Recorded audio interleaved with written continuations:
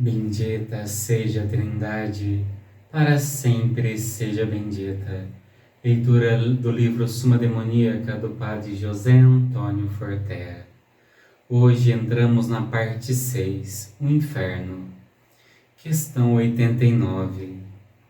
Quantos demônios se condenaram? Ninguém pode responder a essa pergunta.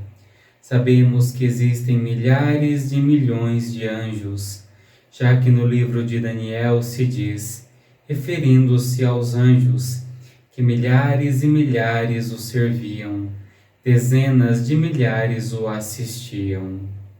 Seria razoável pensar que os condenados sejam um número muito inferior ao número dos que se salvaram. Inclusive, que os condenados formem um número exíguo. A condenação eterna é algo tão terrível que pouquíssimos são os que perseveraram no mal, apesar do convite da graça ao arrependimento. Aqui na terra existe muito pecado, porque em nós, os humanos, existe a fragilidade da carne. Entre as fileiras dos anjos houve menos pecados, pois neles não existe a concupiscência. Por outro lado, ainda que entre os anjos exista um número maior de pecados, os pecados que tiveram foram muito mais intensos e de maior culpabilidade, pois não existia o estímulo das paixões corporais. Poderíamos dizer que entre os anjos os pecados foram menos abundantes, mas mais demoníacos, enquanto neste mundo os pecados são mais abundantes, mas menos intensos, pois procedem em sua maior parte da debilidade. Apesar dessa diferença, os paralelismos entre o mundo humano e o angélico são evidentes.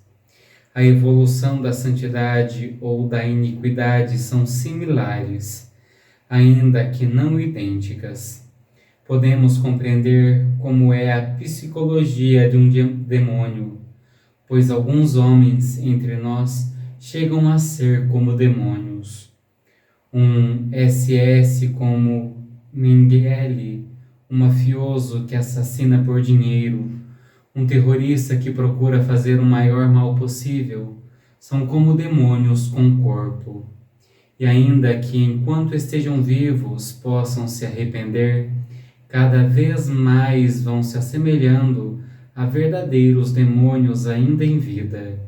De modo contrário, também entre nós há homens que chegam ao tal grau de bondade que são como verdadeiros anjos com corpo. Como se vê, tanto a iniquidade como a santidade chegam em alguns homens a um grau tão elevado que tanto a condenação como a beatitude já começam em vida. Também há homens que vivem num verdadeiro estado de ódio e raiva contínua, bem como há outros que vivem imersos num verdadeiro abismo de amor.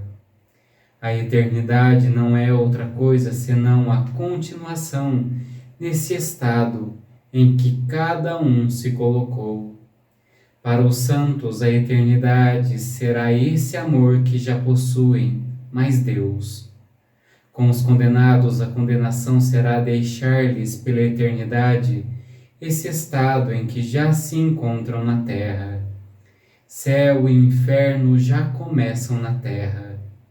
Muitíssimos escritores eclesiásticos, ao longo da história, quiseram encontrar uma resposta à pergunta de quantos anjos se condenaram no versículo de Apocalipse 12,4, onde se diz: o dragão varreu com sua cauda a terça parte das estrelas do céu e lançou-as à terra.